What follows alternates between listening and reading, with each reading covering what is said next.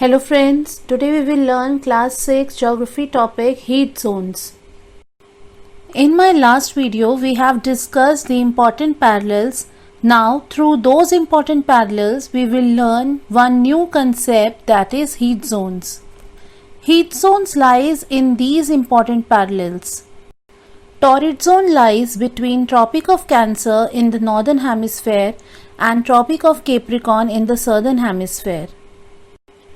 Area between Tropic of Cancer and Arctic Circle is known as the North Temperate Zone, and area between Tropic of Capricorn and Antarctic Circle is known as South Temperate Zone.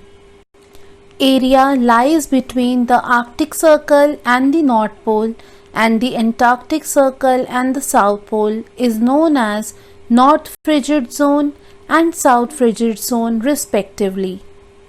Let's understand this picture. As we can see, torrid zone receives direct sun rays. That means this region will experience hot climate.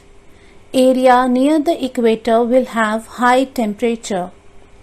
Temperate zone will have moderate climate, neither very hot nor very cold.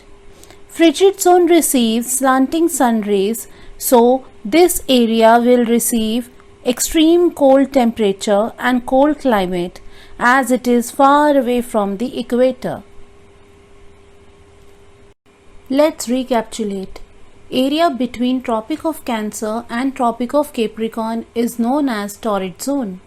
Area between Tropic of Cancer and Arctic Circle and area between Tropic of Capricorn and Antarctic Circle is known as temperate zone. Area between Arctic Circle and North Pole and area between Antarctic Circle and the South Pole is known as frigid zone. Climate in these areas are: torrid zone have the hot climate, temperate zone have the moderate climate, frigid zone experience cold climate.